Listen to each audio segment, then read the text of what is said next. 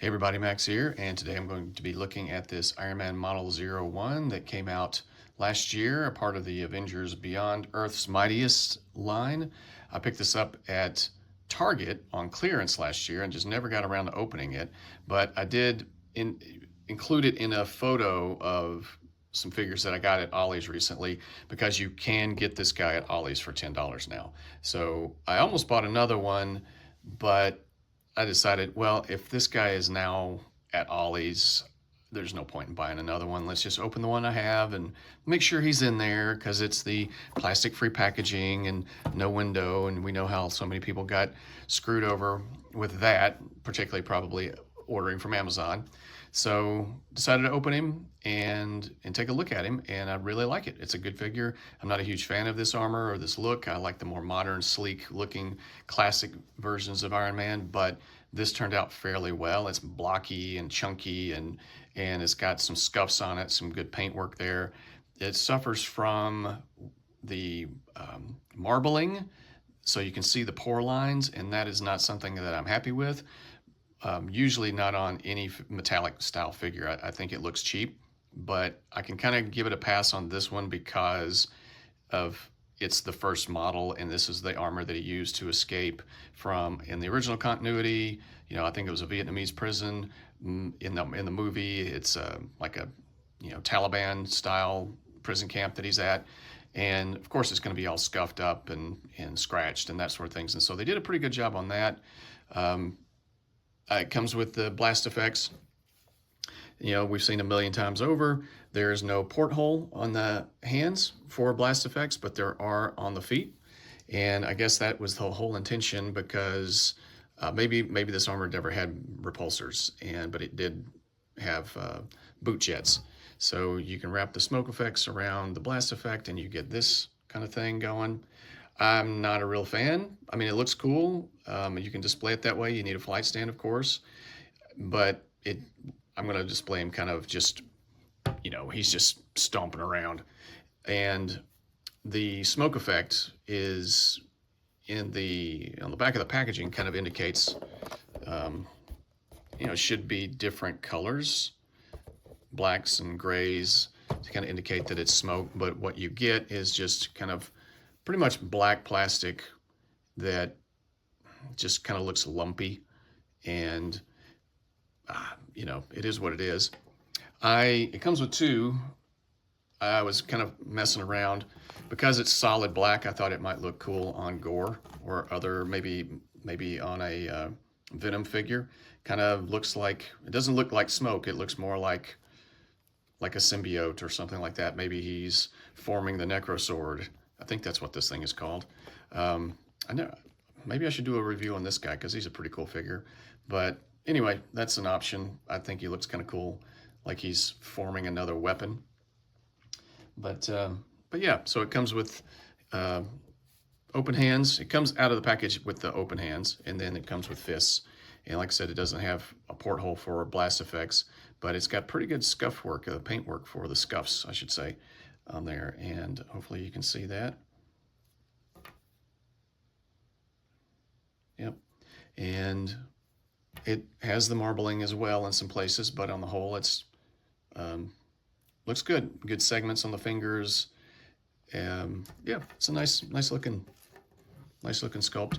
The figure itself has pretty good articulation. Even the head obviously doesn't, it just goes side to side. There's a little tilt. Because of the collar, it can't really look down very well, or up very well. I mean, you can get that. So you can kind of get it over.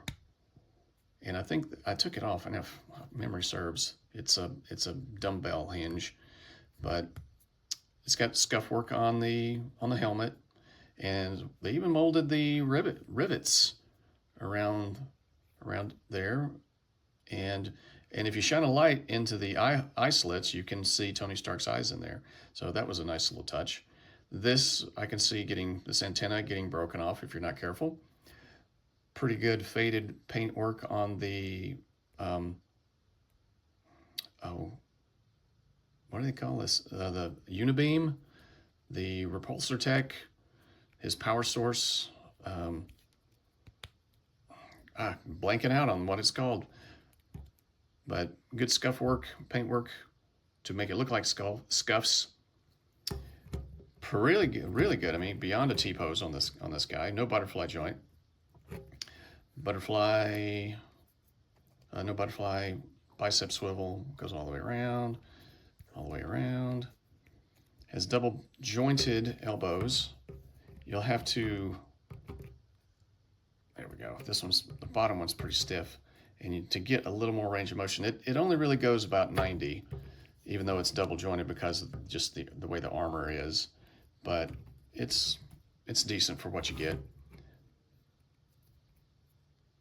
And I thought they did a good job on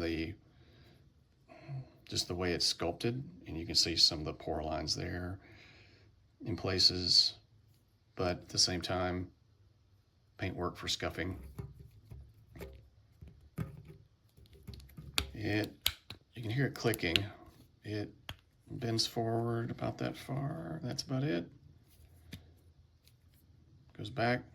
I mean, not too bad. I know that there have been some customizers that have gone in there and milled out some more material. I may do the same thing. I'm getting more confident in doing that, so to get a little more range of motion out of it. This, I want to say this belt it moves around a little bit, so I don't know if it might pop off.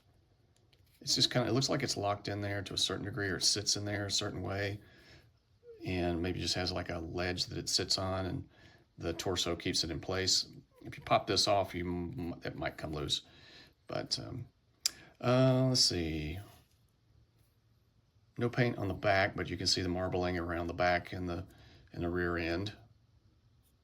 Not much on the back in terms of paint or scuffing, scuffing paint. Marbling you can see on the legs, but there's also some paint there on the knees. And these are also double jointed and kicks up that far. Pretty good, I think. And pretty good splits for a big guy like this. So I was actually impressed by that. No drop down hips, which is fine. I don't think most figures need stuff like that. I don't really like it. Just kind of feels like that's one more thing that could go wrong. I don't know, but like I said, double jointed. You can kind of see down in there. No boot swivel. I thought that might be, but nope. It does have good thighs. Excuse me, good thigh swivel, and the feet are very solid. There's not a lot of back and forth, but you get good extension. And well, I guess I just had to break it loose. It wasn't really moving that well when I first was playing around with it. So yeah, so pretty good range of motion. And they even sculpted some treads on the bottom. And it has a peg hole and a blast hole. So yeah, it moves very well right out of the package. And yeah, this is a great attempt, I think, at this armor. So, and he poses fairly well, he stands up fairly well. Don't make me a liar, Tony. Yep, so there you go. So what do you think? Do you have him already? Are you gonna make a run to Ollie's and pick him up? Are you a customizer? Are you gonna take a bunch of them and just, repaint them and just go to town on it? See what you can do, what you can make. Let me know in the comments. Feel free to like, share, and subscribe, and let me know what you think, and I'll talk at you later. Oh, I'm sorry. I didn't even given this guy a rating. Warp factor of, I'm going to say a 7.5, maybe an 8, but 7.5, because I think the metallic, the silver plastic, and the marbleization, I feel like Hasbro is starting to do that more. They're cheaping out on us and still charging, full price. So I don't like it. It doesn't look too bad on this figure, but I've seen it on Ultron, and I swear if the upcoming ROM figure next year, if they cheap out and do something like this, I'm gonna be so mad, because that is the one Marvel Legends figure I'm looking forward to beyond all others.